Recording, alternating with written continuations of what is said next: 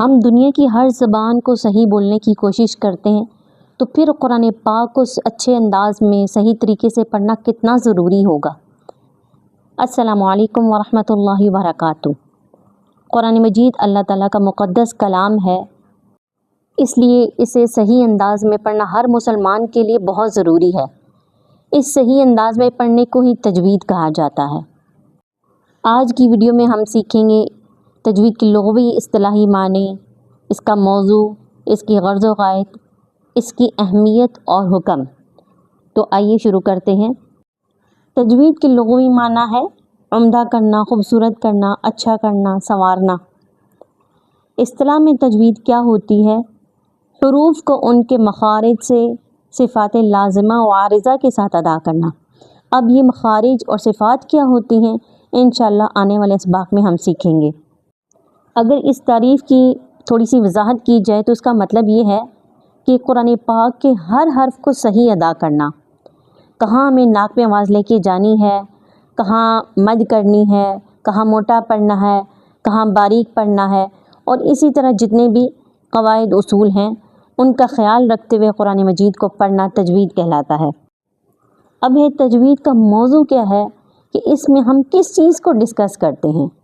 تو تجوید کا موضوع حروف تہجی ہے، یعنی الف سے لے کے یا تک کے جتنے حروف ہیں ان کو اس میں ڈسکس کیا جاتا ہے۔ اب ہے کہ تجوید کی غرض و غایت، یعنی اس کا کیا مطلب ہے کہ ہم کیوں تجوید پڑھ رہے ہیں، ہمارا کیا مقصد ہے تجوید پڑھنے کا۔ تو اس کا مقصد یہ ہے کہ ہم اپنی زبان کو قرآن پاک کی تلاوت میں غلطی کرتے ہوئے بچائیں، اور قرآن کریم کے حروف اور کلمات کا تلفظ، مخارج اور صفات کے مطابق صحیح طریقے سے ہم پڑھیں۔ اب تجوید کی اہمیت کیا ہے کہ ہر زبان جب ہی اس کو صحیح کہا جائے گا جب وہ اہل زبان کے طریقے کے مطابق ہو۔ جیسے ہم دنیا کے اعتبار سے کوئی زبان سیکھتے ہیں، انگلش ہے، چائنیز ہے، یا کوئی بھی دنیا کی زبان سیکھتے ہیں تو صرف اس کی پروننسیشن نہیں سیکھی جاتی بلکہ اس کا ایکسنٹ بھی سیکھا جاتا ہے۔ تو قرآن پاک جو اللہ کا کلام ہے اور ہر مسلمان اس کو پڑھتا ہے، تو پھر اس کا تلفظ اور اس کا ایکسنٹ سیکھنا کتنا ضروری ہر مسلمان کے لیے۔ قرآن پاک چونکہ عربی زبان میں، اس لیے عربوں کے طریقے پر پڑھا جانا بہت ضروری ہے، اور اگر عربی طریقے سے حروف ادا نہیں ہوں گے تو قرآن پاک کی عربیت باقی نہیں رہے گی۔ قرآن کریم میں اللہ تعالیٰ کا ارشاد ہے وَرَتِّلِ الْقُرْآنَ تَرْتِيلًا، یعنی قرآن کو ٹھہر ٹھہر کر پڑھو۔ اب ٹھہر ٹھہر کر پڑھنے کا مطلب یہ ہے کہ تجوید کے ساتھ حروف کی صحیح ادائیگی اور تلفظ کے ساتھ پڑھو۔ اور حدیث میں نبی کریم صلی اللہ علیہ وسلم کا ارشاد ہے ان اللہ یحب ان یقرأ القرآن کما انزل، کہ اللہ تعالیٰ اس بات کو پسند کرتے ہیں کہ قرآن کریم کو بالکل ایسے پڑھا جائے جیسے وہ نازل ہوا۔ تو ان قواعد کے ساتھ ہی قرآن پاک نازل ہوا تھا، لیکن افسوس کہ آج ہم اس چیز کا خیال نہیں رکھتے اور بس جلدی سے قرآن پاک مکمل کرنے کو ضروری سمجھتے ہیں، چاہے قواعد آتے ہوں نہ آتے ہوں۔ تو تجوید کتنی ضروری ہے۔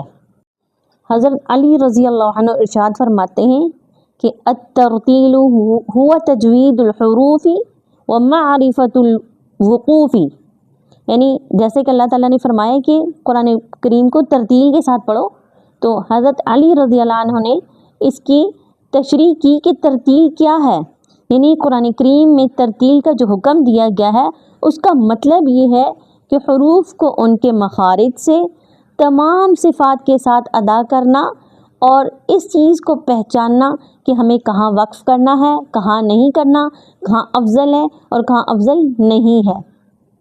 اگر تجوید کے ساتھ قرآن پاک کو نہ پڑھا جائے تو بعض دفعہ حروف کے معنی بھی بدل جاتے ہیں۔ جیسے قلب، موٹی قاف کے ساتھ اس کا مطلب ہے دل، جبکہ کلب باریک کاف کے ساتھ مطلب ہے اس کا کتا۔ اسی طرح قل هو اللہ احد، اور اس کی جگہ اگر کاف باریک پڑھی جائے قل هو اللہ احد تو اس کا مطلب ہے کھاؤ اللہ ایک ہے، جبکہ قل قاف کا کیا مطلب تھا، کہو اللہ ایک ہے۔ تجوید کا حکم کیا ہے؟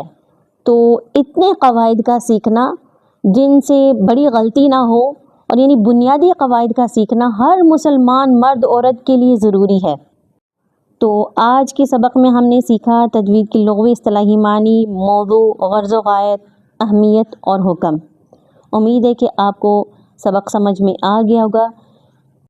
ویڈیو پسند آئے تو لائک کریں، شیئر کریں اور چینل سبسکرائب کریں۔ اگلی ویڈیو میں ہم تجوید کے مزید اہم قواعد سیکھیں گے انشاءاللہ۔ تب تک کے لیے السلام علیکم ورحمۃ اللہ وبرکاتہ۔